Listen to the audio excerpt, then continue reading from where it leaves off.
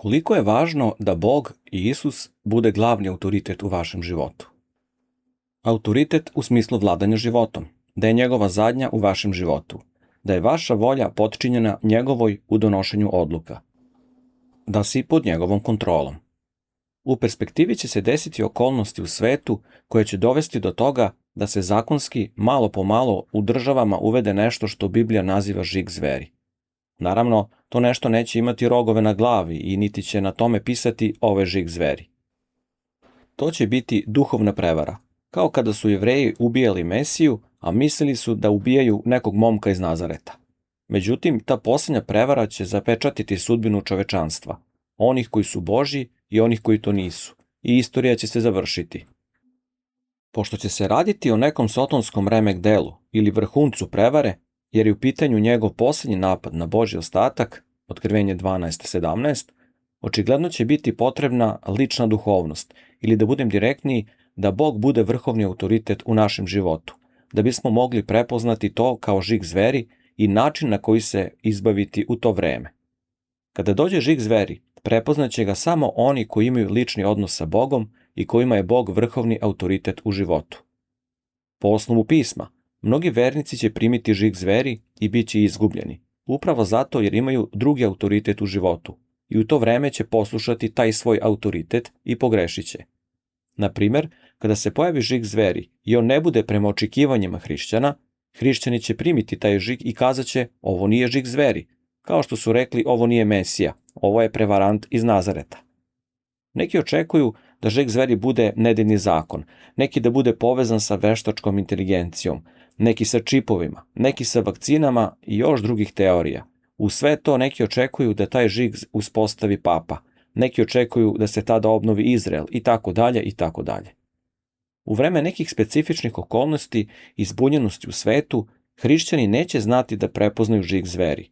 Hrišćani će poslušati sebe, svoje očekivanja, a najviše će biti onih koji će poslušati svoje crkve, vođe. I tako će stradati izgubivši večni život.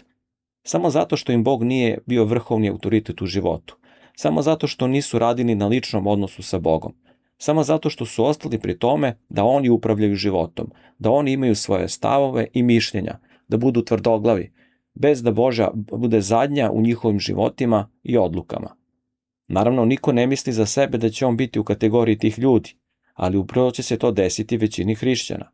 Ako žig zveri ne bude prema njihovim očekivanjima, prema očekivanjima njihovih crkava, vođa, tradicije, internet influencera ili ne znam čega, prevladaće ego i pljunuće na istinu i bit će izgubljeni. Kao oni Jevreji koji su govorili raspni ga, pa otišli da svetkuju subotu i praznik. Danas se vežba da Božja bude zadnja. Danas se praktikuje Božji autoritet. Danas se uči da Bog živi kroz nas. I siguran si danas i jednog dana.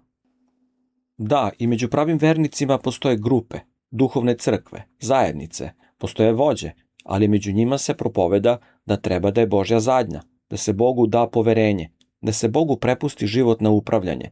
Propoveda se lični odnos sa Bogom i Isusom.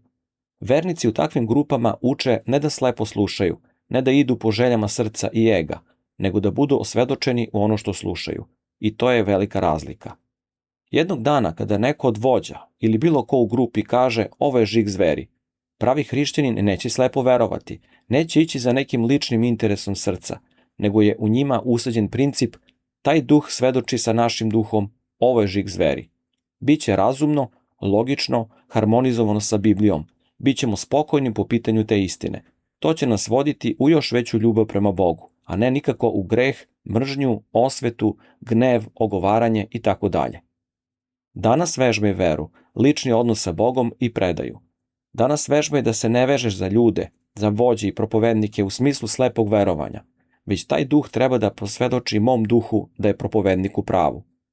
Zato beskompromisno propovedamo evanđelje, zato pravimo pauze od sastanaka, zato se držimo zdrave distance i još mnogo toga što pričamo, a sve da bi staza prema našem ličnom odnosu sa Bogom bila čista.